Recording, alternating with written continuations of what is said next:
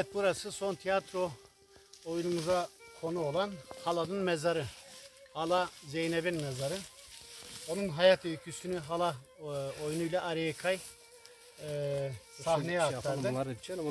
Bir taraftan şu an temizliyoruz çünkü mezar çökmüş durumda. Yani buraya yol gelmediği için. Ulaşım olmayınca böyle oldu işte. Ulaşım olmadığı için maalesef bu durumda.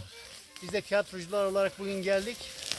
Hem mezarının otlarını temizleyeceğiz. Bir taraftan da burada çılalar yakacağız.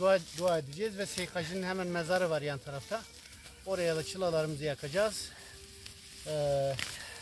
Konuşacağız, anlatacağız halaya. Halanın hayatının tiyatroya aktarıldığını. Birazcık onun mezarının başında bekleyeceğiz. Ondan sonra çekip gideceğiz.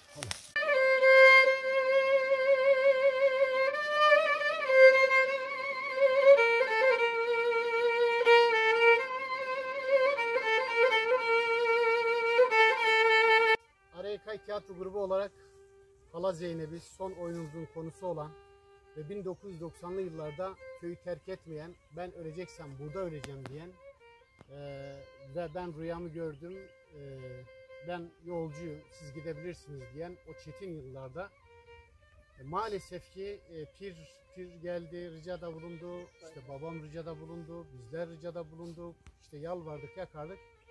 O Zazaca şunu söyledi, dedi ki Kazım ya da Hızır ve pir boku ez niyum, ez tıkamıron, manon tıkarne, miron tıkarne. Sike mesela piyemitara, mesela muamitara, mesela vaamitara, mesela biremitara, jar diyaremitari.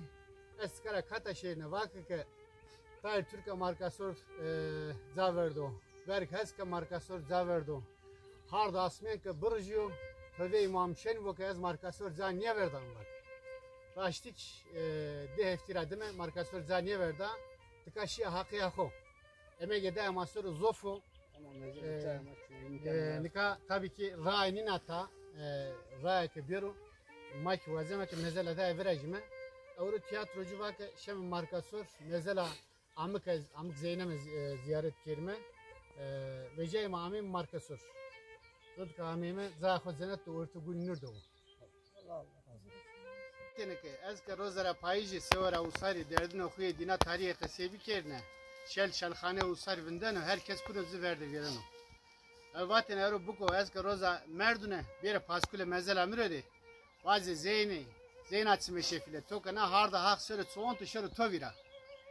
Zeyne paskule mezela töre niyedame ama tokana harda hak söyle soğun tuşarı tovira. Si şahsiyet on tuşarı tovira Zeyne. Simeto na dinade dina tarihe devi roş tenevi a dinade simeto roş tevi Zeyne.